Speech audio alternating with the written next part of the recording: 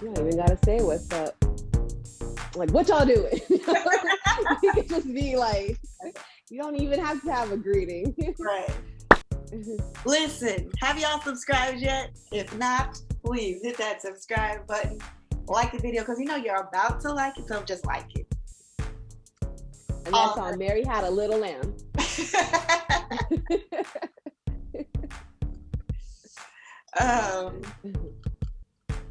Period. So how you doing, Kat, since our last episode? Oh, I'm great. I'm still drinking. Same. Pandemic day 1000. I don't know. I don't know where we're at. For real. I'll drink to that. So this episode we are getting artsy. I mean, we always talk about art. We always have art it's in kind the of background. our thing. Yes, it is a reoccurring theme. It's woven throughout. Mm-hmm. Especially, you know, our first guest was Jesse and Amina of Trap Art, so that should just tell you and brought us along our journey. And there's art in, I mean, art's very really vague, but art is in everything.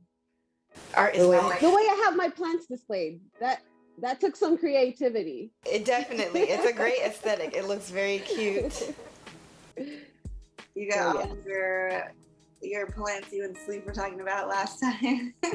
Yes, this is the whole fam. Well, not the whole, but most of them. Oh, your children. Yes, they are chilling today. They're looking good. Thank you. And of course, you always have the arts.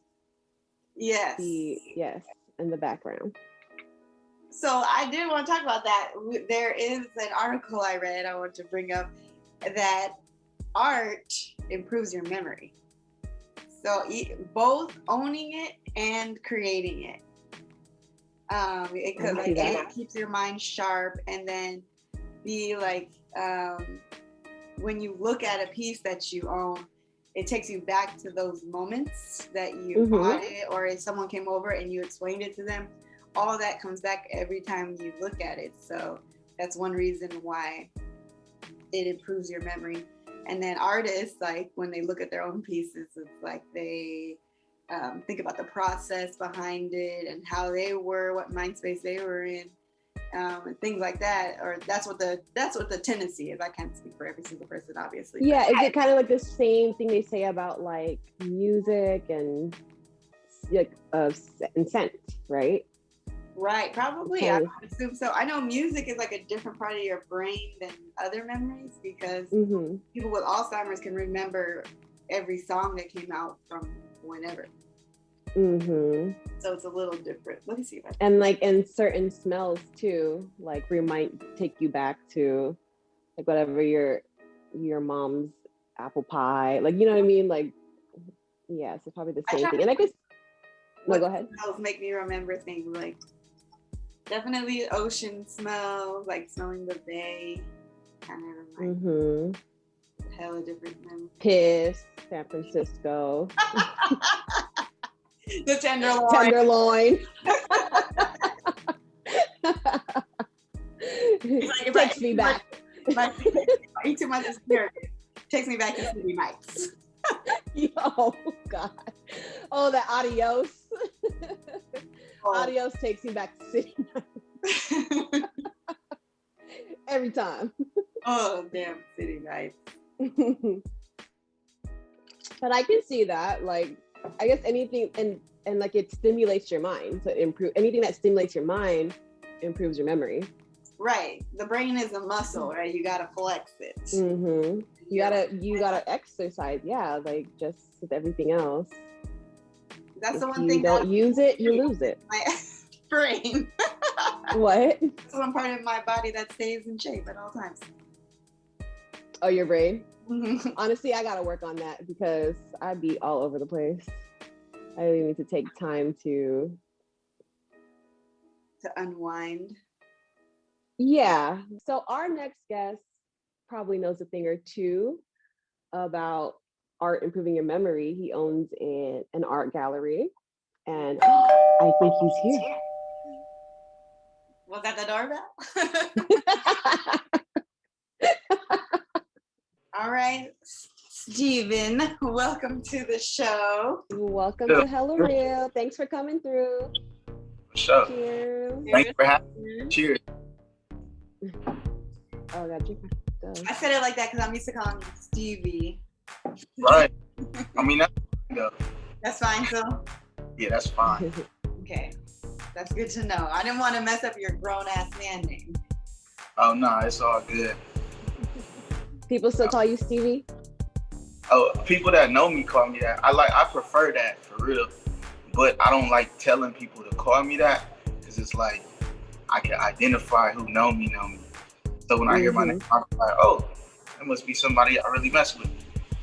And, so you really mess with Hella Real. I'll get hella much. Hey. Hella much. People be having like hella puns. Hella puns. You know? Yeah, for sure. Well, why don't we just dive in? Just go ahead and kind of give a little intro. Tell us who you are and how you're connected to the Bay. Okay, so I am Steven Smith. Kayla knows me as Stevie, but I'm from San Francisco, California, Lakeview. In the foggy side of San Francisco, and I grew up there. I was there my first 18 years. Then I moved away, went to Tennessee for college. I went to Fisk, which is an HBCU. Then I moved to Michigan after that. Okay. So unfortunately, you had to deal with some deep loss when you're coming of age. How has that shaped the work that you're doing today? Yeah. So, I don't like to say, but I often say that the Bay is like riddled with gun violence, unfortunately. And that has impacted how I, my worldview. I feel like a lot of times, like I'm gonna say in I know that the Bay is not normal. So in other cities, I'm not gonna say normal cities, but in other cities, people in middle school might be lying on a dick, stuff like that. But in the Bay, it's like people like is lying on having a body, and violence is like glorified. So I kind of took a stance fighting that with the youth culture, being counterculture, and like fighting things. I lost both my brothers to gun violence. One was in Richmond, and the other one actually was like when I was in college, like in my dorm room. My little brother got killed, and so it just caused me to try to find a solution, in a sense, to not to fix it, but to identify like what some of the things that cause us to live on the edge, which I found out was a little bit of like nihilistic tendencies. So that's what I fight, and that's the derivative of that is like hopelessness. So that's what I be fighting, is hopelessness. So I try to do a lot of things that provide hope to the youth. All right. Well, sorry to hear about you. Yeah, sorry about your loss. Oh yeah, it's all good. It was mad years ago, but it still be affecting me. But it pushes me to do what I'm trying to do. Yeah. So speaking of that, tell us about your work with the youth. Like, how did you start, and what are your goals? All right. So when I was back in, I realized a long time. Recently I realized that when I was growing up, like I was already doing like work with the youth. And I worked at Glide, and then like my first year in college, and then I worked at the YMCA also, working with youth. But I left college and went to pursue a career in education. More recently, like last March, I launched the anti-violence initiative for the youth here in Grand Rapids, in Michigan, and I built a music studio for youth to be able to express themselves and fight through music. So that's been real positive, but it's also been hella lit too. Like, it's not like We say volcanic on this show. look, It's volcanic. yeah, oh yeah, hey, yeah, that's another story. That word lit, but yeah, real. It's real volcanic, but like it's not corny. Like they can make dope music, even though we fighting violence in our music. It's still not corny. We make it a point to have it still something the people vibe with, and it's been picking up traction. The artist development portion, mad of the kids want to be part of it here, and um, it's kind of exclusive. We often open it up for everybody to come into the studio, but as far as like a group we call the collective, it's kind of a direct population. We work with 7 kids, and we're investing a lot. They're they have hella shows around the city. I bet the kids are excited for that. Yeah. Yeah. Hella volcanic for it. Yes, love to see Yeah. So when you first started in counseling, it wasn't as normalized in the Black community as it is now. How has the culture shift helped you as a counselor? I would say that I always try to be innovative in my methods. Doing things that they relate to, speaking to them in a way they relate to, and like originally leaving college, my mindset was I want to create a place that is not connected to the stigma of getting help mentally. So it's really based in I look at my approach is using their purpose and passion to help them strive to make the changes that they want to see. All right. So you're at Muse right now? I am, yeah. So tell us about Muse. Like, tell us, how did it come about and the process, what you do now? Just tell us about it. Yeah, sure. So Muse, we call it an interactive art gallery. So in 2016, I got married in 2015, and with my wife, I was like, hey, I don't want to have a traditional space. I want to I want to buy up some property that has like living up top and some retail opportunities downstairs, because that's what I grew up in San Francisco. We got some property in my family that's pretty unique. So I set out to find some property like that, ended up finding it. And so for the last 10 years that I've been here, I've also been doing photography. And I was looking for a place that I could have my studio. So that was in my mind. This place was it was originally an adult bookstore. Okay. So it had porn, it had everything in it when we bought it. Still, when you bought it? Like when we bought it, like when we were like viewing it, everything was in there. Like the registers, all the magazines was in there. I sent Kayla a picture too. Like all the magazines, it was like special edition stuff, dildos, all that. And it was like, it's yours with the purchase. I was like, I'm straight, y'all can keep that. Gee, thanks. We ended up renovating it, and the city came through and wanted to know our plans. And I told them photography studio, and they was like, absolutely not. And I was like, wait, what? We bought this, ours, we're business owners, is what we doing. They're like, no, you can't have a photography on a main street. And as we got down to it, the reasoning was when they originally started that that coding, photography studios used to be like dark rooms, and it wasn't a place that you would come shoot. It was like a place that you would develop pictures, like back in the 1900s, 1800s and all that. So it was like, we could work on changing that law, and like, it would have been like a long process. It was like, or you would have had to run for office first. Right. or you could just add some retail. So I was like, I could either sell some pictures. It was like, you can sell your photography. And I was like, bet. But then as I was going home to San Francisco, I was like, you know what? I'm gonna have artists like design the spaces and sell their art. And I was like, nah, I'm gonna have an art gallery. My wife was like, yeah, how can we have an art gallery? And then I just started, going to galleries, talking to owners and all that, and then it just happened. And we created a unique space. It's an interactive art gallery. So we always have something that we can do during our events, and it be popping. What are those called? CPTs? What were we talking about? The FDT? No, that's the other one. No NFT. NFTs. Y'all have any NFTs up there? What is that?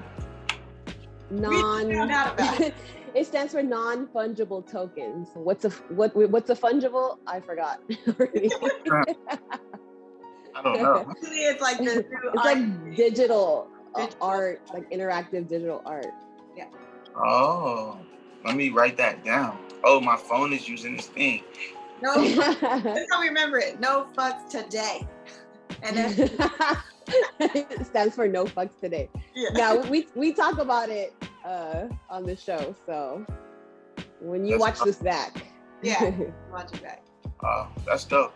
Yeah, sounds like you're on the wavelength of that. You already. Yeah. But on the last show that we had, it was like, so you would come in and we had an artist. He painted. He created a picture for each song that was created by like our collective, that little group I was talking about. Mm-hmm. And it was a bring your own headphones thing. So you took out your phone and you scanned the code, and then it played the song, and you had to go from picture to picture to hear the music that went with it. So that was the video for with that. There you go. Yeah, sounds like you are. That's dope. Sounds like you are right on that interactive wavelength. That's dope. Yeah. So where? Oh, go ahead. No. I'm gonna start what y'all talking about though, because Grand Rapids be a little behind San Francisco. Look, we just learned about it. Yeah, like yesterday. So where are most of your featured artists from, and how do you find them? Most of them are from here, but a lot of them come from like Chicago, Detroit, but Instagram connects us with a lot of artists from all over, from basically all over the world. But more recently, I've been trying to do a push to connect with artists in the Bay. But now I have to, because there's some things that's going on that's going to cause me to be there. Be in the So, Bay? In short, there's going to be a Muse SF very shortly. Okay. If you need people at your grand opening, holla at your girls. Yes. We would love to collab on something with your opening. Yeah, for sure. I'm coming. First. We're gonna start with pop-ups. Okay.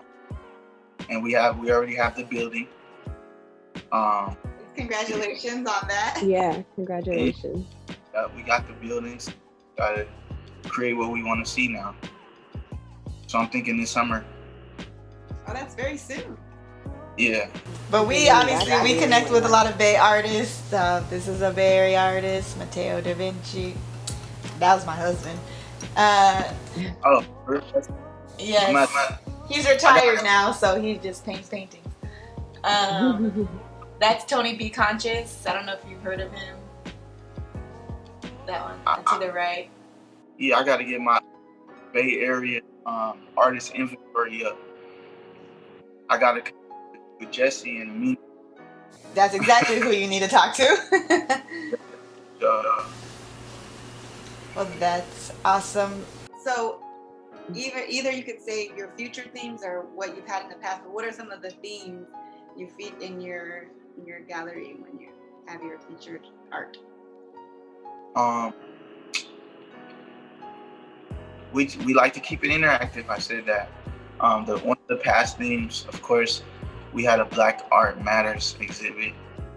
But I'm always looking to do something that's innovative and new, as as most creatives are. So I just try to keep it something that people never heard before. We got an event we do called Art Mosa, and that's we always pair something tasty or delicious with a mimosa. So usually it's like a free event. We'll have free mimosas, and then, for example, we have waffles at one of them, or another one had donuts from a local place, and we make everything free. People come out and they buy hella art. Nice. Okay. All right. Well, the last question. It's not really a question. We are hella real. You gotta fill in the blank. You are hella creative. I feel like maybe that's like cliche, but oh yeah, I did say I was gonna say resilient, hella resilient. Hella resilient. Yeah, because of the things I feel like I overcame. All right. Well, thank you for joining us. And why don't you drop your socials or website, whatever you want to plug? All right. What if I showed I have a 25-second video. Okay. Of what our space looks like when it's not COVID. Yeah. Is that all right to share with the people? That is 100% okay with me. So this right here is a video of our Art Mosa event. There's about 500 to 600 people who came in and out that day. Thousands and thousands of dollars in art was sold, and it was pretty cool.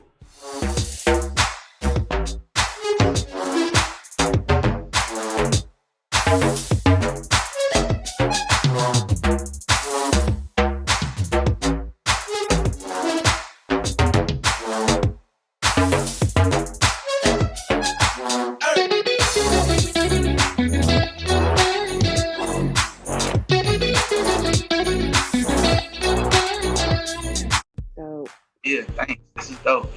It is. Hella dope. Hella dope. Hella creative. All right. Well, thanks again for joining us. And we'll be seeing you soon. Yes, like real soon. I look to see you all in San Francisco at Muse SF. Thanks so much, Steven. Yes. We're happy to have you. And good luck in all your endeavors. Good luck. Hopefully we can catch up with you in the future in person. Yes, next time you in the Bay. All right, hella real. What we got next? What we talking about? Okay, so new and innovative, at least for me, this is new to me. Okay. I just learned about NFTs. It's a I said no fucks. What does it stand for? No fucks today. Okay. Not today, maybe tomorrow. That's a hella real acronym.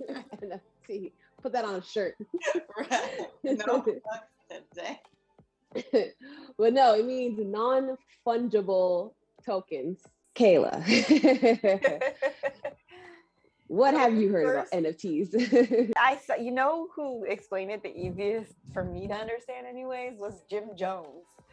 I did see that, the interview. On the Breakfast Club. So I probably am the first entertainer per se to sell an NFT 8 months ago. I took a picture of one of my Vamp Life chains and I gave it to my partners over at Zap Theory. They was trying to show me what an NFT actually was.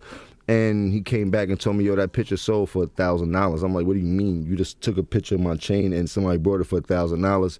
And then recently with the NFT boom, the person who actually brought the first picture had resold it for over $5,000. So now and then I get a certain percentage of every time my NFT gets sold. So I'm always in the loop. And I don't know how you understand it, but I understand it is basically, it's kind of something that's like one of a kind. and it's digital, and it has like a digital stamp on there that can be verified. And so whoever it is that put it out, you can verify it's by this artist, and they put it out on this is this one for one, a non-fungible, right? What is it? Non-fungible token. Token, right? The token's on there, so then you know this is like the original. And because it's digital, it's a file. That's what makes it one of a kind. It has all that information on there. They use cryptocurrency technology to put the token on there. BitChain. Ah, okay. Another thing I'm still not with. So what do you think about NFTs? Are you confused by it, or you want to get into it? If there's money into it, I want to get into it. I don't care how silly it sounds. Okay, so we can even make some hella real NFTs. Like we can make this an NFT. It's just new. From what I'm learning, it is like it can literally be anything. It's really broad. Right. Didn't what's his name? Jack Dorsey sell his first tweet or something? But he like sold his tweet. Let's see. Yes, Jack Dorsey, you're right. Yeah. Like he sold his first tweet or something. Then Jim Jones is on there talking. Talking about he does all types of NFT stuff. And in Breakfast Club, he was telling Charlamagne, he's like, go get your book, take a picture of it, NFT. I know, I was like, that's simple. Yeah. So go. You know what you should do is like get your plants, take some pictures, like 1 month apart, and be like, growth NFT. Oh, okay. But y'all know who Grimes is? She's a singer. The one who gave Dave Chappelle coronavirus? Rumored, yes. Allegedly. Allegedly. Allegedly. What are they doing? Yes, Elon Musk is baby mama. But she just sold. Baby mama? Huh? That's his baby mama? Yes, but she just sold some art for $5.8 million. I think it was a collection though. It was 10 NFTs. And they bought her $5.8 million. I guess for them, that's like. So I just looked up her Twitter post. So is it like some digital art? Yeah, some like baby on Mars or something. Yeah. Yeah, that's what it is. Yeah. I wouldn't. It was creepy as fuck. A little dark. My business. Somebody likes it, I guess. I'm telling you, we should make this little clip right here of us talking about NFTs and NFT. That's right. We could turn this right into an NFT. Let's do it. We're both like, so sold. This is an NFT. Whoever wants to buy it, it's an original, hella real NFT. Back in the it'll be worth a lot, y'all. During the pandemic times, you know, that's a thing. I think that could be. That's right. The Zoom era, whatever you want to call it. Zoom era. Yes. Okay. I think that's enough. If you want to learn more about NFTs, go listen to Jim Jones. I mean, it's literally everywhere now. Yes, you can learn about it everywhere. Yeah, I'm happy I just know what it is, and if I want to make one, I can. Yes, anyone can. You just have to have a Bitcoin account, or else you can't do it. But other than that, that's the only prerequisite. So. Right. Which anyone can do. Yeah. You don't even have to have any digital currency. You just have to have a wallet for it. So you got somewhere to put your money. Your cryptocurrency. Yes. Not your real wallet, y'all. For you old people who don't get it. It's got to be old people. Still learning. Yes. What's next? What do we got next? Oh, sip and paint. Oh.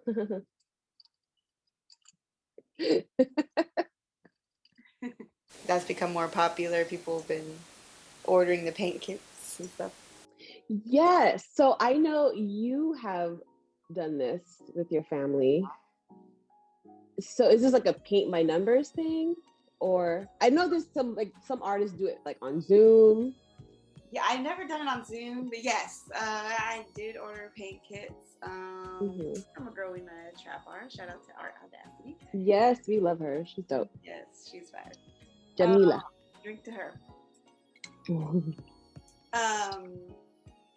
Yes, it's paint by numbers, but I've seen a hell of people have been doing it since everyone's stuck at home. like it's become like, especially you have children and you need activities for them. Would you say like the paint by numbers is pretty easy for the kids? Yeah, especially the older ones that know their numbers. That's a good like lesson for the little ones. Go over their numbers too. I don't know though. Kara just kind of went ham, and I had to like stop her before it just became a brown mess because she's just putting every color like. And then like, I want to die. I probably wouldn't recommend it for 2-year-olds. Got it. Yeah. Paint something like that, but for all the older ones, they were into it. Even then, Chris and I, it was like a date night for us. We had like candles and music and. At home? Yeah, when the kids were doing theirs, we were just helping. We had ours, and we did it separately, and had our. Oh, that's nice. Drank and had our smoke, and we were getting deep into the Korean, getting some. Date ideas. So you could focus. I'm gonna do that. Yeah, and it comes with everything, and she mailed it, and then one of the paintings, like she accidentally sent the. Oh, even the paint. Even the paint. Oh, girl, I'm about to do this. And the paintbrushes. These days I be having so many dates, girl. Yes. Yes. I like that.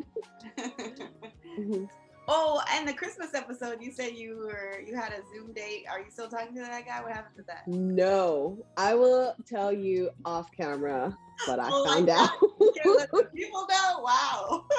No, I know it's hella real, but like I don't want to be talking about people also.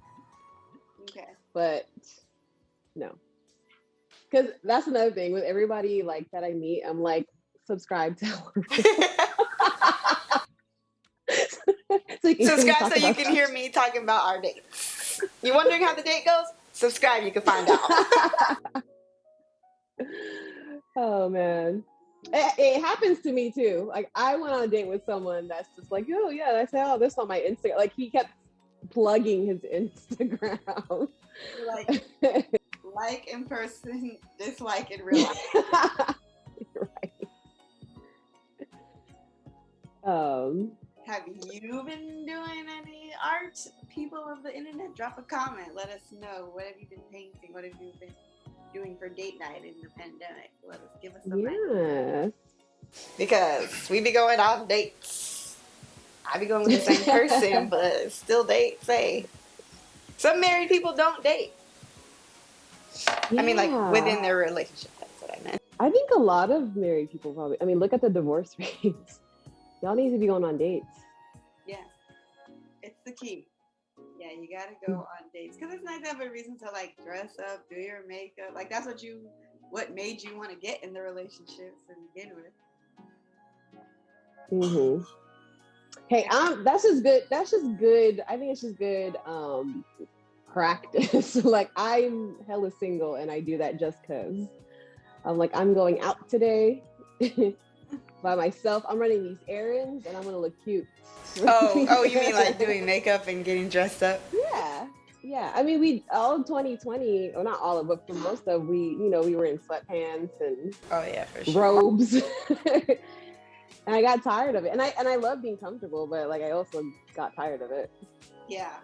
Like, where is she? Where did she go? Here she is. Ow. I got highlighter on, okay. Right? That's an art too, shit, makeup. Yes, it is. It takes some time. Yeah, it takes a lot of time. Who you tell? And a lot of money. Yes, it does. Anything else to add? It's the end of our show. Yeah, I think we covered it as much as we can. Mm-hmm. And we got to keep them coming back. Can't talk about everything in one episode. No, we have plenty of other episodes to come. Until next time, I'll see you on Zoom. Everybody, like, subscribe, drop a comment. What else? Just say hello. Yes. If you want to be on the show, hit us up. Definitely hit us up. We're a friendly bunch, and we'll send you some alcohol. Also, that alcohol sponsors, holla at us. Oh, my drink's almost done. That means it's time to go. Yes. All right, y'all. And remember, don't do anything else. Keep it hella real. Keep it hella real. Do my ditty.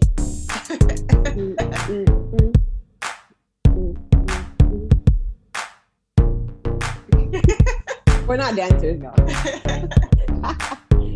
Hey, we got rhythm.